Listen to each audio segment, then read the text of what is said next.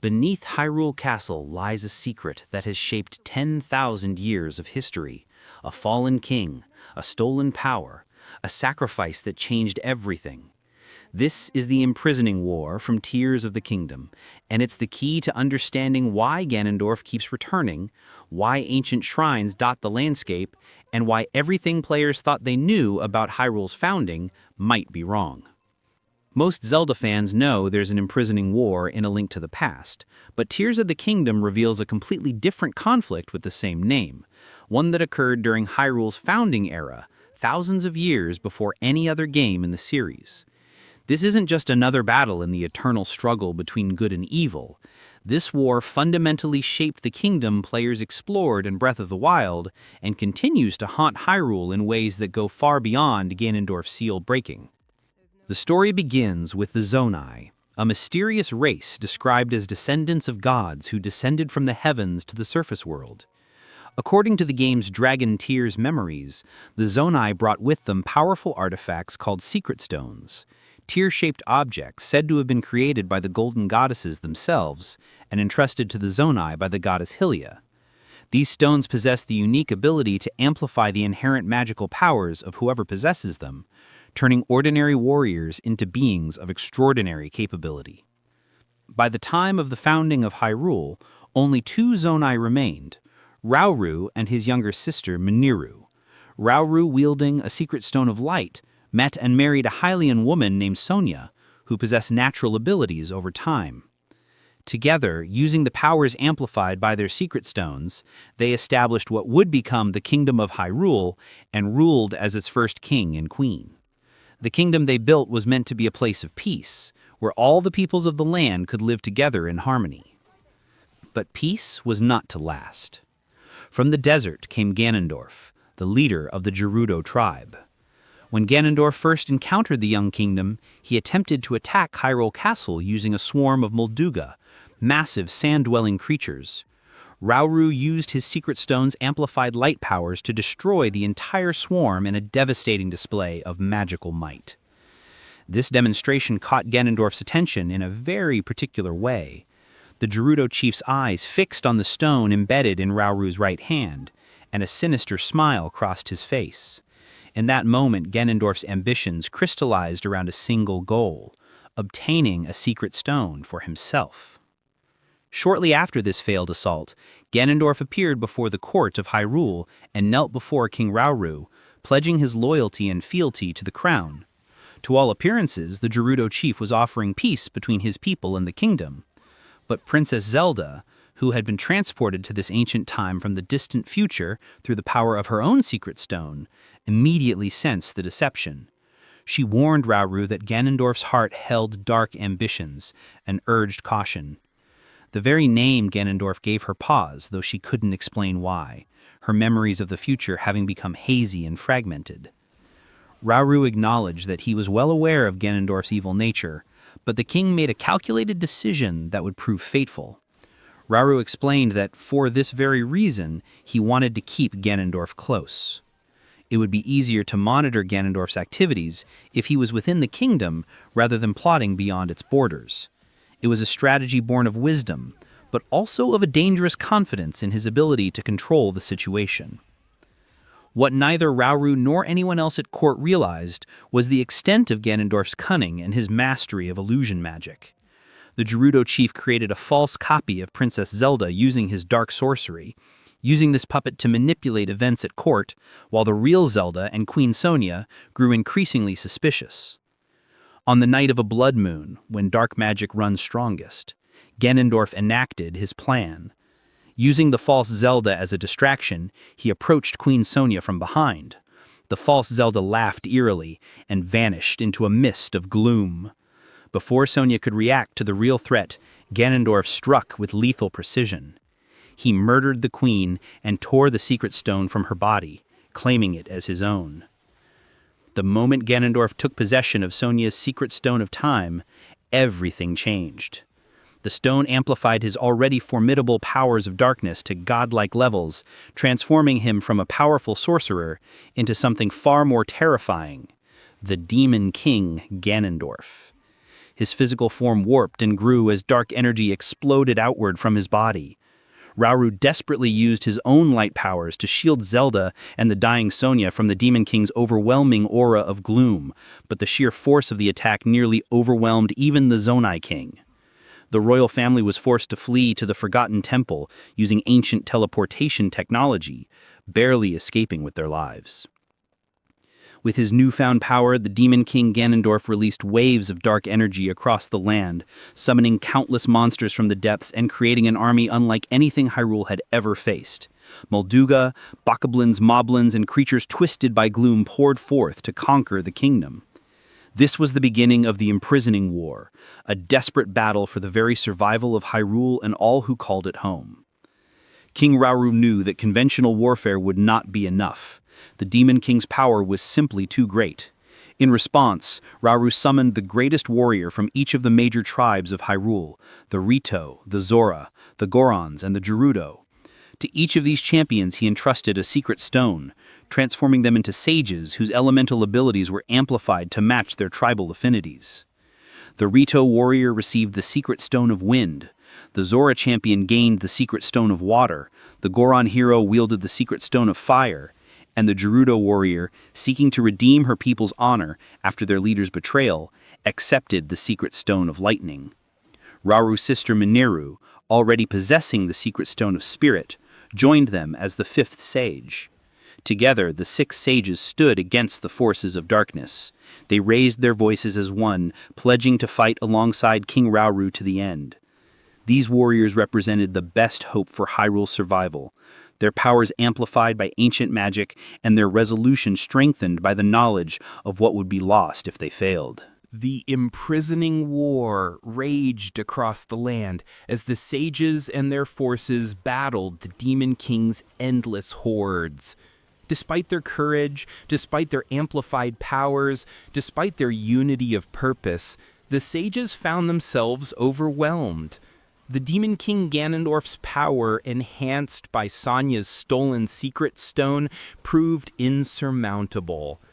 His mastery of dark magic was staggering, his defenses impenetrable. No matter how hard the sages fought, no matter what strategies they employed, they could not break through to deliver a decisive blow. One by one, they were driven back, forced into increasingly desperate defensive positions as the Demon King's army threatened to overrun all of Hyrule. In the final battle, King Rauru realized the terrible truth: they could not defeat Ganondorf. Not now. Not with the forces they had. Victory in the traditional sense was impossible. But there was one option remaining, one desperate gambit that could save Hyrule even if it cost him everything. Rauru commanded the sages to distract Ganondorf, drawing his attention away for just a moment. In that crucial instant, Rauru struck, not with an attack meant to destroy, but with a seal. Using the full power of his secret stone of light, combined with the strength of his own life force, Rauru bound himself to the Demon King. His spectral hand grasped Ganondorf's chest, siphoning away the dark magic that sustained him. The Demon King recognized what was happening and taunted Rauru, asking if he was truly ready to pay the price for this action. Rauru, knowing full well what it would cost him, confirmed that he understood exactly what he was sacrificing. As Princess Zelda screamed his name, the seal took hold. Demon King Ganondorf, even as his power was being drained, mockingly told Rauru that this was only a temporary solution. Thousands of years would pass in the blink of an eye, he claimed, and Rauru was merely delaying the inevitable. But the dying king had a response that would echo through the millennia. Rauru spoke of a future hero, a swordsman who would appear wielding the sword that seals the darkness. This warrior would have the power to defeat the Demon King once and for all. Rauru commanded Ganondorf to remember this name: Link. With his final breath, King Rauru sealed both himself and the Demon King in a state of suspended animation. The light faded from their eyes as they both turned to stone, frozen in their eternal struggle. Ganondorf's body, still clutched by Raoru's spectral hand, would remain deep beneath what would become Hyrule Castle, waiting in darkness for the seal to weaken and break. The immediate aftermath of the Imprisoning War reshaped Hyrule in profound ways. Following Raoru's sacrifice, the people of the kingdom constructed Hyrule Castle directly above the site where the Demon King was sealed. This was not simply a symbolic choice or a memorial to their fallen king. The castle served a crucial protective function, ensuring that Raoru's seal would remain strong and undisturbed. For thousands of years, the castle stood intact and undamaged, its very existence helping to maintain the magical barrier that kept the Demon King imprisoned. Princess Zelda, awakened as the Sage of Time through her experiences in the past, met with each of the surviving sages before she too had to make an impossible choice. The Master Sword, brought back to her from the future in a damaged and corrupted state, needed to be healed. The Deku Tree told her that the sword could be restored if bathed in sacred power for thousands of years.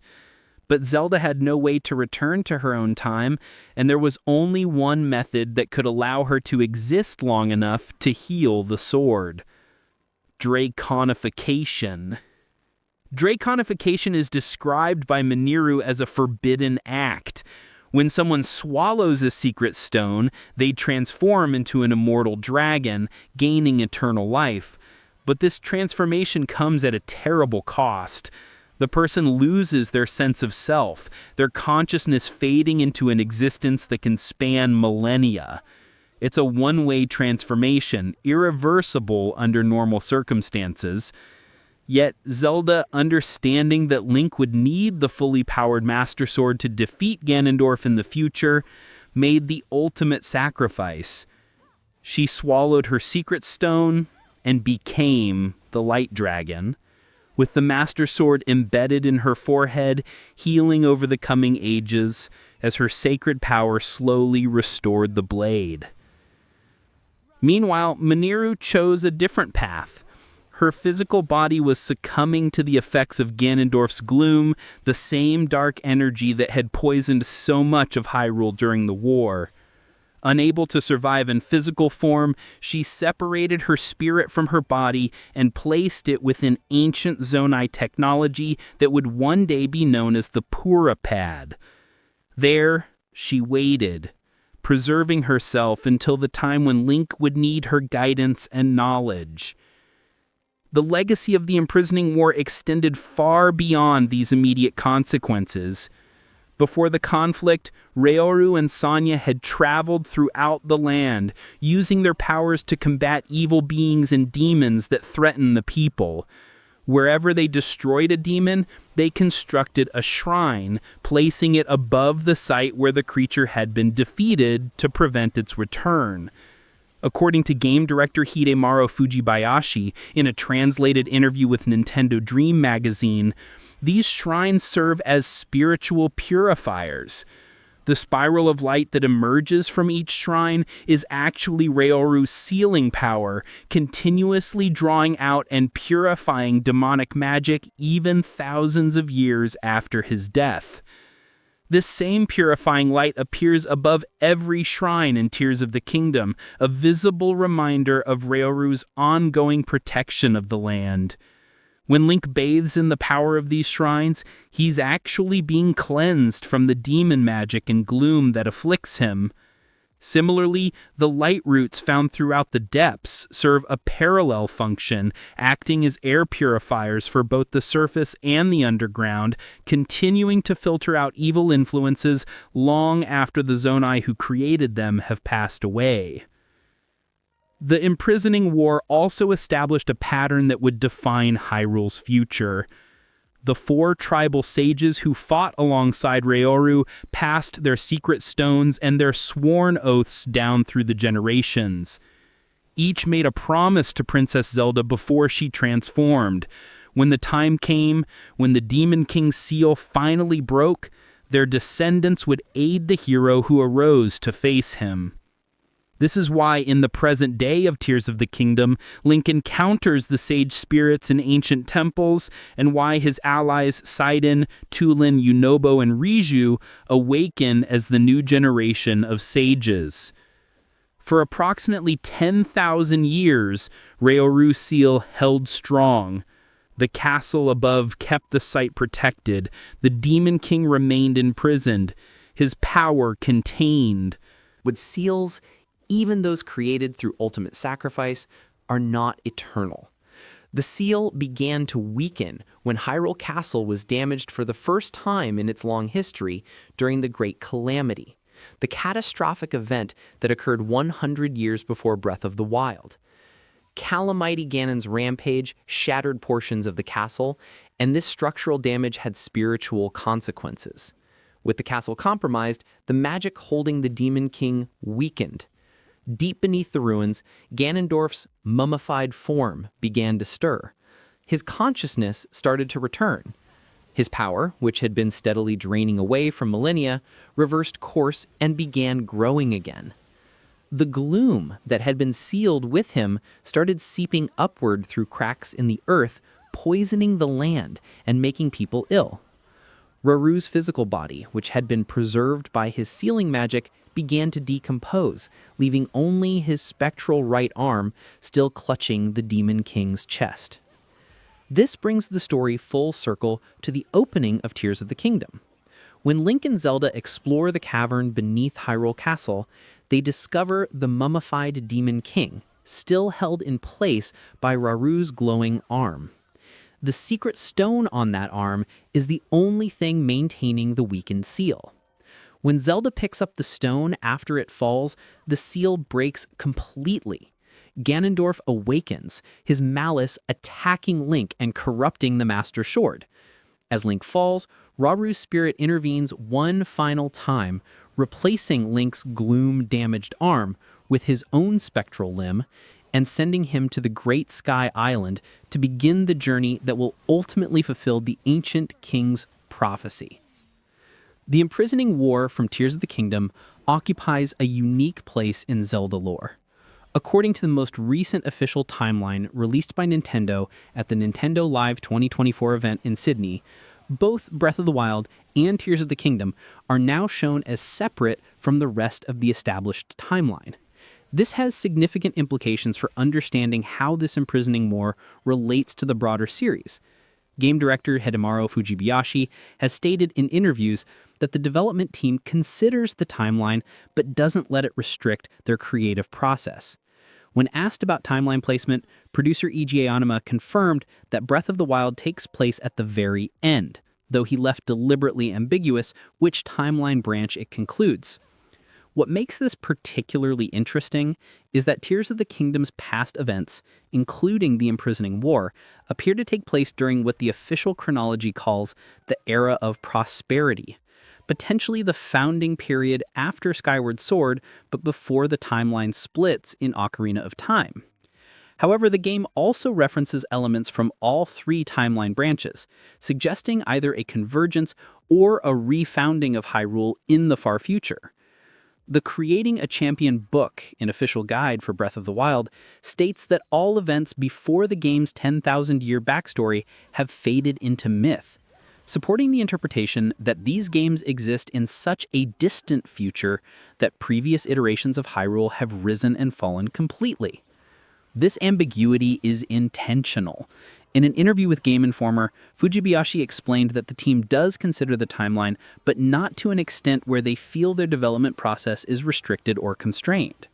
Aonuma added that Hyrule's history changes with time, and sometimes when planning a new game, they might fit it neatly into the timeline, but other times they have to adjust placements after the fact. The decided history has been tweaked many times, according to Aonuma's own admission.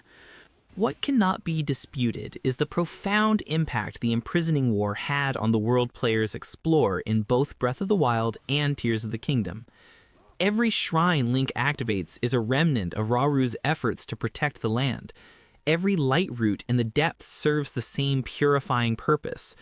The very structure of Hyrule Castle, which has defined the landscape for 10,000 years, exists specifically because of where the Demon King was sealed. The recurring cycle of Calamity Ganon that plagued Hyrule for millennia is explicitly connected to the Demon King's imprisoned form, his hatred and malice seeping out through the weakening seal. The Master Sword that Link wields gained its incredible power specifically because Zelda, as the Light Dragon, spent thousands of years healing it with her sacred energy.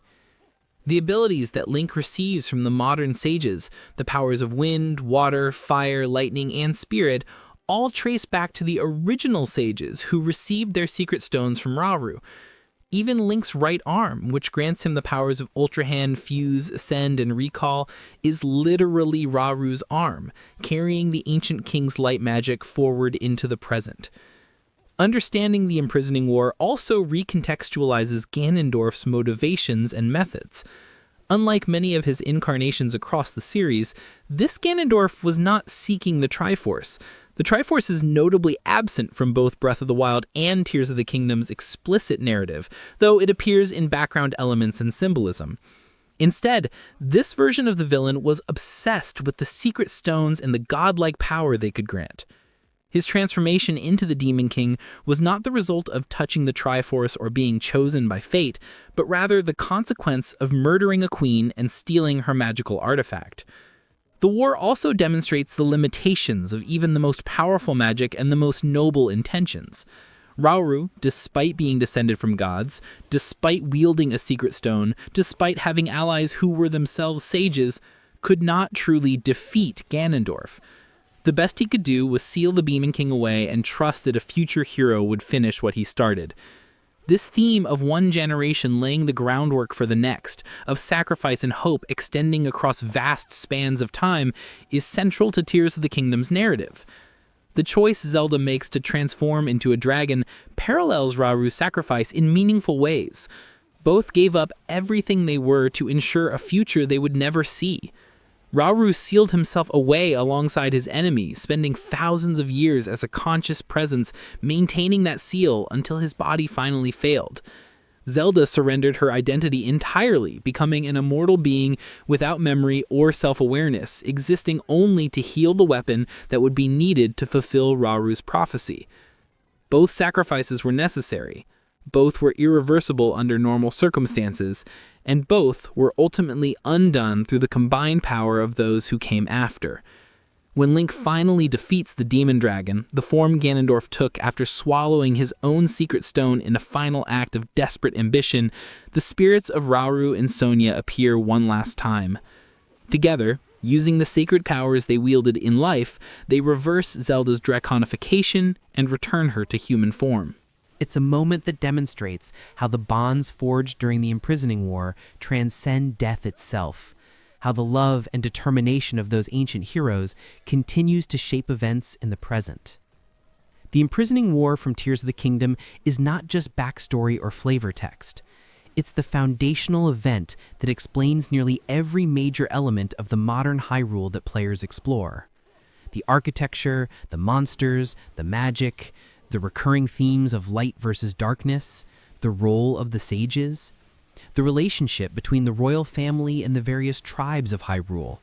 All of it traces back to those ancient battles and the sacrifices made to survive them. For players seeking to understand the deeper lore of Tears of the Kingdom, the Imprisoning War is essential. It explains why Ganondorf refers to Link by name when the seal breaks, remembering Rauru's prophecy. It clarifies why the modern sages feel such a strong connection to their ancient counterparts. It reveals the true purpose of the shrines that seemed mysterious in Breath of the Wild, and it provides context for why Zelda's transformation into the Light Dragon is treated as such a tragic and irreversible act, even though players eventually see her restored. The war also raises intriguing questions that the game leaves unanswered, inviting speculation and theory crafting. What happened to the rest of the Zanai before Rauru and Minoru? Why did they come down from the sky in the first place? Are the three elemental dragons, Dinral, Farosh, and Nidra, actually ancient Zanai who performed draconification, as some environmental clues suggest? How does this founding of Hyrule relate to previous foundings mentioned in other games? These mysteries remain open, perhaps deliberately so. What remains clear is that the Imprisoning War represents a turning point in the history of Hyrule as depicted in Tears of the Kingdom. Before it, there was a time of hope, of building, of bringing peoples together under a banner of peace. After it, there was a kingdom defined by the seal beneath its castle, by the ongoing struggle against darkness, by the legacy of sacrifice and the promise of heroes yet to come. The war was both an ending and beginning, a tragedy that contained within it the seeds of eventual triumph. For 10,000 years, that triumph was delayed. For 10,000 years, Rauru's seal held, his sacrifice buying time for Link and Zelda to be born, to grow, to become the hero and princess who could finally break the cycle. The Imprisoning War set in motion a chain of events that spans not just centuries but millennia, connecting the distant past to the immediate present in ways that only become clear when viewing the complete picture. This is why the Imprisoning War matters. This is why understanding it enhances the experience of playing Tears of the Kingdom. Every choice Link makes, every ally he gains, every power he unlocks, every monster he defeats. All of it is part of a story that began with a king's sacrifice, a princess's warning, a queen's murder, and a war that nearly destroyed everything. The echoes of that ancient conflict reverberate through every corner of modern Hyrule, and recognizing those echoes transforms the game from an adventure in an open world into a journey through living history. The Imprisoning War is not missing from Zelda lore. It's woven into every aspect of the world players explore, hiding in plain sight, waiting to be discovered through ancient memories scattered across the land. Now that the full story is clear, Hyrule itself makes sense in ways it never did before. The tragedy and heroism of that ancient war shaped everything that followed, and in defeating Ganondorf, Link doesn't just save the present, he finally completes the mission that King Rauru began thousands of years ago, proving that even the longest night must eventually yield to dawn.